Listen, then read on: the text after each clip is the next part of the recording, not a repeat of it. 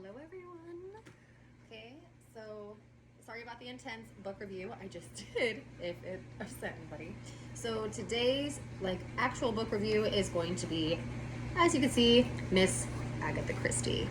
And she is so amazing. I read in one of the other books I have that I think out of copies sold, I think she is only surpassed by the Bible and William Shakespeare. I don't know that for a fact. I just read it in one of the books.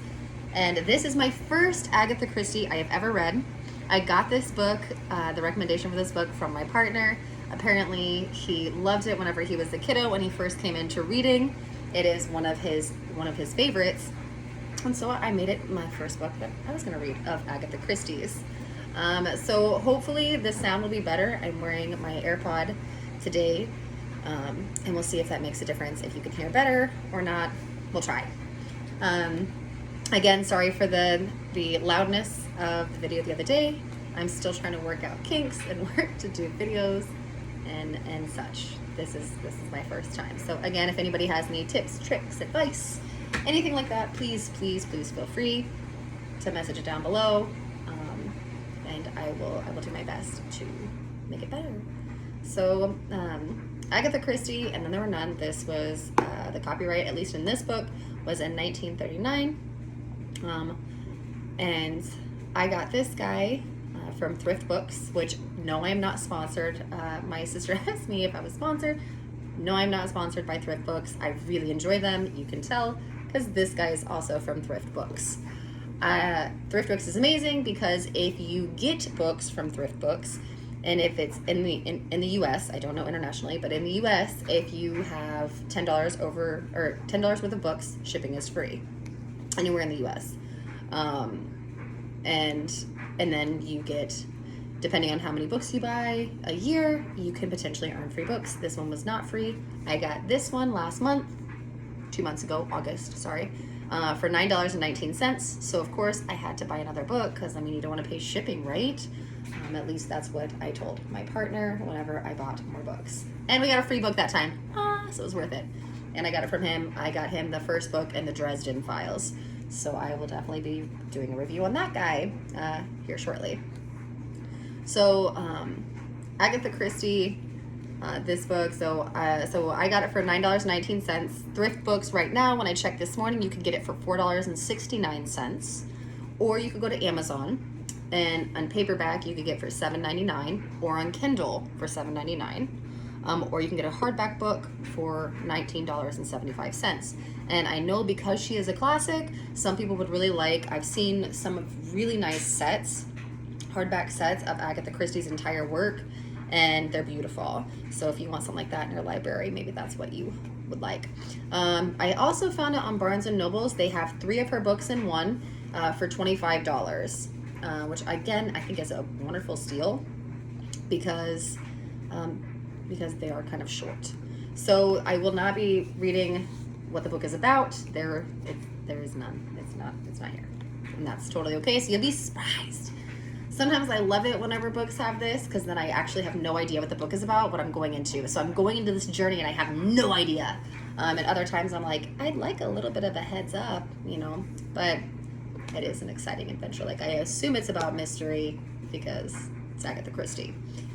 This book, I know has been turned into shows and movies. I'm not sure shows, but at least a couple movies. I've not seen any of them, so I couldn't recommend whether or not they were good or not.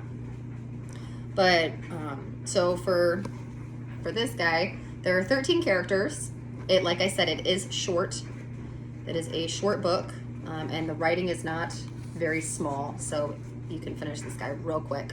I tried to do it in a book club, and it was kind of torture spanning it out because it was such short, it was such a short book. I really like how each character gets its own little personality. At first, it's a little confusing with that many characters because it's a jumble of introductions.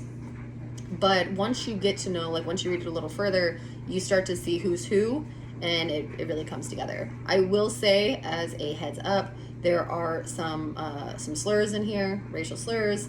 My sister was horrified. She and hers had more than mine did. I don't know if I got a revised edition, but she was not about it. She could not overlook it, and that's totally fair. I absolutely respect that. I just want you to know they are in here. The book is extremely old. Not that I'm excusing that kind of language, just at that time it was used, unfortunately. Very, very unfortunate. But it is in there. So heads up.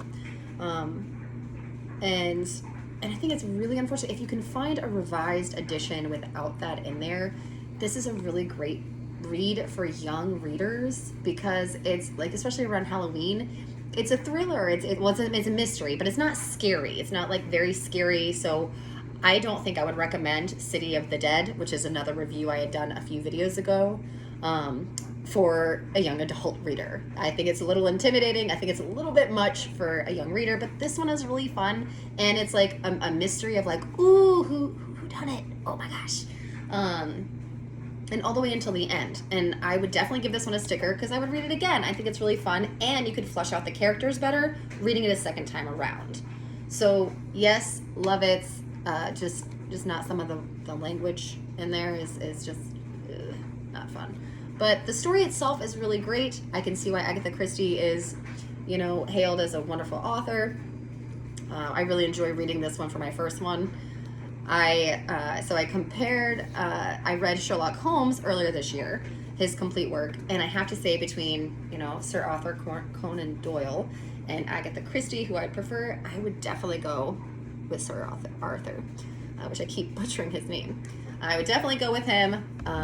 I really enjoyed the Sherlock books. They were so fun, and there was a lot, and the short stories in between. Anyways, we're not doing a review on that one. Just kidding. So I really enjoyed that one, but in Miss Christie's defense, I will say,